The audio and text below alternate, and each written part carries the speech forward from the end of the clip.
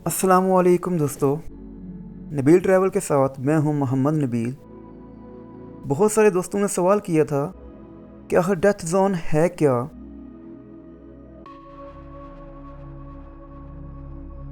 और कोई पैमा death zone में कितने घंटों तक ज़िंदा रह सकते हैं, और इतनी ऊंचाई पर रहने से इंसानी दिमाग और जिस्म में क्या असरात पड़ते हैं। तिबी माहिरीन के मुताबिक इंसानी जिस्म सतह समुंदर से 2100 मीटर तक की बुलंदी पर रहने के लिए बना है, और इससे ज़्यादा बुलंदी पर इंसानी जिस्म में ऑक्सीजन की कमी होना शुरू हो जाती है। जिस्म में मनफी असरात रोनुमा होना शुरू हो जाते हैं।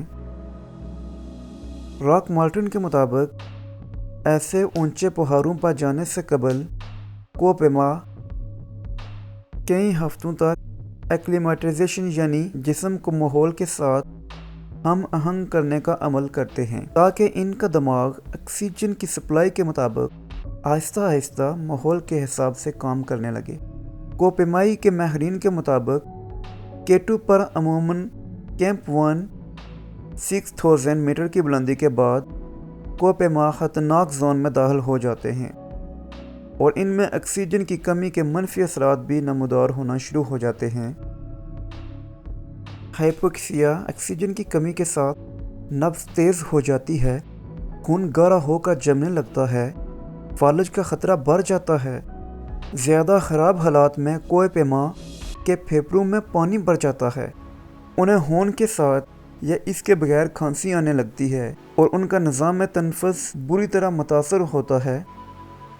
ऐसी हालत में बेशतर कोपेमाओं का दिमाग काम करना छोड़ देता है, इनमें सोचने समझने की सलाहियत ख़त्म हो जाती है, उन्हें अजीब ख्यालात आते हैं, और वो फिर वही करते हैं जो एवरेस्ट फिल्म में एंडी हैरिस ने किया।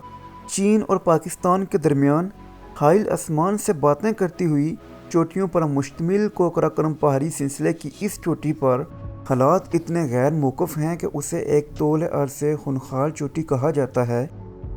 सतह समुंदर से 8611 मीटर की बुलंदी पर वाक़ K2 का बोटलनेक के नाम से मशहूर मकाम तकरीबन 8000 मीटर से शुरू होता है, और कोपेमाओं की इस्तिलाह में उसे डेथ जोन यानी मौत की गठाई कहा जाता है, जहां बका के चैलेंजों में नुमायां इजाफा होता है। यहाँ कोपेमाओं को जानलेवा कुदरती मौसम के साथ नबर्द अज़मा होने के साथ साथ अपने जिस्म के अंदर भी एक लड़ाई लड़नी पड़ती है। डेथ जोन में जहां एक गलत कदम का मतलब सीधा हज़ारों फुट गहरी खाई या ग्लेशियर में गिर कर मौत को गले लगाने के मुतरादिफ है, वहाँ ऐसी ऊंचाई पर ऑक्सीजन की मज़ीद कमी से संगीन असरात रोनुमा होते हैं, और इंसानी दिमाग का जिस्म पर कंट्रोल ख़त्म हो जाता है, और जिस्म मफलूज हो जाता है। डेथ जोन में इंसान को सांस लेने के लिए दरकार ऑक्सीजन की कमी से जहाँ ऊंचाई पर लाहक होने वाली बीमारियों के इम्कानात बढ़ जाते हैं, वहीं इतनी बुलंदी पर तेज़ हवाएं भी कोपेमाओं के लिए जानलेवा साबित होती हैं। यहाँ पर इंतहाई कम दर्जा हरारत भी जिस्म के किसी भी हिस्से में फॉरेस्ट बाइट का बायस बनता है।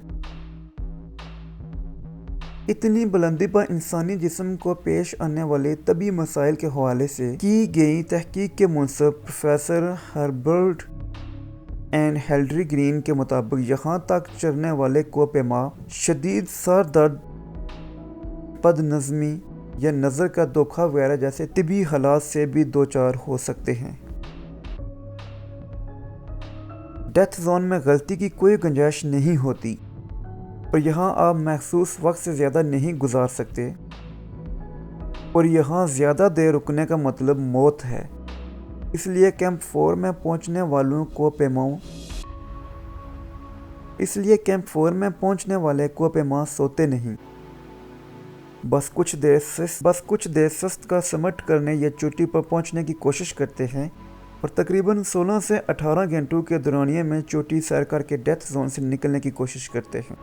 तो कोपेमा डेथ जोन में ज़्यादा से ज़्यादा कितने घंटे तक ज़िंदा रह सकते हैं? इसका सीधा सा जवाब यह है 18 से 20 घंटे। कोपेमाओं को ख़ुसूसी हदायत की जाती है कि वो डेथ जोन में इससे ज़्यादा वक्त ना गुजारें। एक सवाल ये भी जन्म लेता है کیا کسی نے ڈیتھ زون میں 20 گھنٹوں سے بھی زیادہ وقت گزارا ہے؟ اگرچہ 48 گھنٹوں سے زیادہ کسی کو پیما کو 8000 میٹر سے اونچائی پر زندہ رہنے کے امکانات بہت کم ہوتے ہیں، لیکن ڈیتھ زون میں سب سے زیادہ وقت گزارنے کا ریکارڈ نیپال کے کوپیما نے سن 2008 میں کیا۔ وہ 90 گھنٹوں تک ڈیتھ زون میں رہے۔ جب ان سے یہ پوچھا گیا کہ وہ 2 کوپیماؤں کو بچانے کے لیے ڈیتھ زون میں آخر 90 گھنٹے تک کیوں رہے، تو ان کا جواب تھا کہ میں خوش قسمت تھا۔